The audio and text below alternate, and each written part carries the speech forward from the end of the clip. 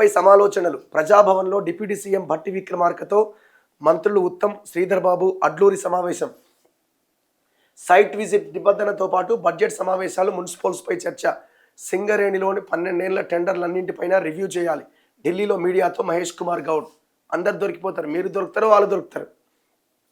100కు 100% కాంగ్రెస్ కూడా ఈ site visit నిబంధన పెట్టి చాలా పెద్ద తప్పు చేసింది.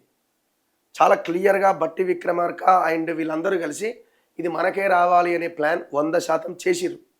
దాంట్లో ఏం డౌట్ పడాల్సిన అక్కర్లేదు. అయితే విషయం ఏంటంటే ఈ సైట్ విజిట్ నిబంధన అన్నది బీఆర్ఎస్ అధికారంలో ఉన్నప్పుడు కొన్నింట్లో పెట్టింది. వాళ్ళు ఆల్రెడీ స్టార్ట్ చేసిరు కదా, మనం కూడా పెడితే ఏమైందని వీళ్ళు స్టార్ట్ చేసిరు.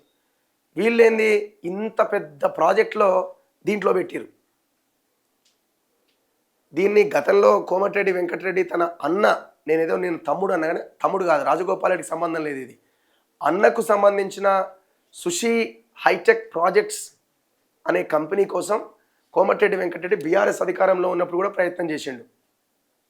ఇప్పుడు కాంగ్రెస్ అధికారంలోకి వచ్చిన తర్వాత సేమ్ ఎవరు కోమటిరెడ్డి వెంకటరెడ్డి ఇదే దీనికోసం ప్రయత్నం చేసి సింగరేణి ఎండీకి ఫోన్ చేసిండు. నేను ఎవరు వెంకటరెడ్డి, మరి నాకెందుకు ఇవ్వరు సైట్ విజిట్ సర్టిఫికేటు అంటే, మీరు అప్లై చేసుకోండి సార్ మేము ఇస్తామన్నాడట.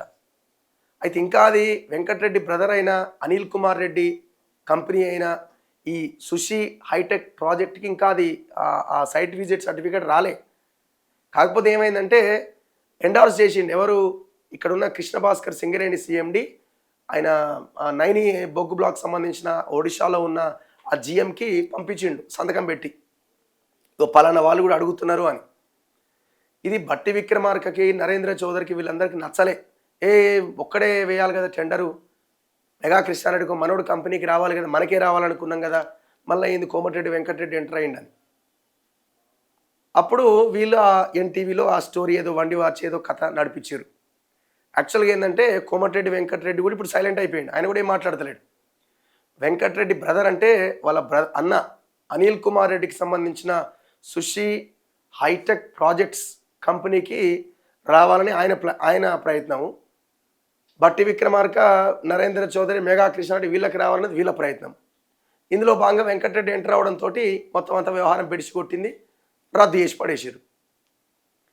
అయితే ఆ రాత్రి ఏం జరిగిందంటే కొంతమంది రాధాకృష్ణకు ఫోన్ చేశారు. రాధాకృష్ణకు ఫోన్ చేసి ఈ వ్యవహారం అంత ఇది జరిగింది అని అంటే, అవును కదా, ఆయన కూడా బిజినెస్సే కదా, ఆయన కూడా ఒక పెట్టుబడిదారుల సమూహంలో ఒక పార్టీ, మరి ఆయన కూడా ఎవరికి రావాలని కోరుకున్నాడో తెల్లారో వార్త వేసి పడేసాడు. వార్త కూడా కాదు, అది ఒక ఆర్టికల్ రాసి పడేసాడు. దీంతో ఆ టెండర్స్ మొత్తాన్ని రద్దు చేశారు. 2014 నుంచి కనుక విచారణ చేస్తే ఇలా దొరికిపోయేది ఎవరంటే బీఆర్ఎస్ దొరుకుతుంది, కవిత దొరుకుతుంది, ఆనాడు సీఎండీగా ఉన్న శ్రీధర్ అనే ఒక ఐఏఎస్ ఆఫీసర్ దొరుకుతాడు, బీఆర్ఎస్ వాళ్ళు దొరుకుతారు. ఇప్పుడు 2 ఏళ్లలో ఈ నైని బొగ్గు బ్లాక్ సంబంధించిన వ్యవహారం నడిపిన కాంగ్రెస్ వాళ్ళు కూడా దొరుకుతారు, అందరు దొరుకుతారు. మరి చేస్తారా? ఎవరు చేయడు. వీళ్ళు నిన్న ఈ దీనిపైన అంటే సైట్ విజిట్ నిబంధనతో పాటు బడ్జెట్ సమావేశాల మీద చర్చ అవుతా ఉంటే నమస్తే తెలంగాణ దీనికి కంటిన్యూషన్గా ఉంటుంది. అంటే వీళ్ళు కలిసినటువంటి వ్యవహారం వేరు, ముఖ్యమంత్రి ఏమో ఆయన అక్కడ ఉన్నాడు. ఇది ఓహో, అసలు కాంగ్రెస్లో ముసలం సీఎం లేని వేళ 4 మంత్రులు అత్యవసర సమావేశం. ఇప్పుడు ముఖ్యమంత్రి లేకపోతే మంత్రులు కలవద్దని రూల్ ఎక్కడైనా ఉందా? మీరు అధికారంలో ఉన్నప్పుడు కేసీఆర్ ఉంటేనే నలుగురు కలవాలా? మీలాగానే ఇప్పుడు కూడా ఉండాలనుకోవడం మీ పొరపాటు కదా. అది కేసీఆర్ కాకుండా ఇంకే ఇద్దరు కలిసినా వాళ్ళ పని అయిపోతుండే. వీళ్ళకి అట్లీస్ట్ కనీసం ఆ ఫ్రీడమ్ ఉన్నది, సంతోషించు. అంటే ఒక 4 మంత్రులు కలిసి మీటింగ్ పెట్టుకోవడం కూడా తప్పేనా? ఎట్ హోమ్ నుంచి నేరుగా డిప్యూటీ సీఎం ఇంటికి వచ్చిన అసలు కాంగ్రెస్ మంత్రుడట ఉత్తమ్ కుమార్ రెడ్డి, దుద్దిల శ్రీధర్ బాబు, అడ్లూరి లక్ష్మణ్తో భట్టి విక్రమార్క చర్చలు. మధ్యలో చేరిన మాజీ మంత్రి జీవన్ రెడ్డి.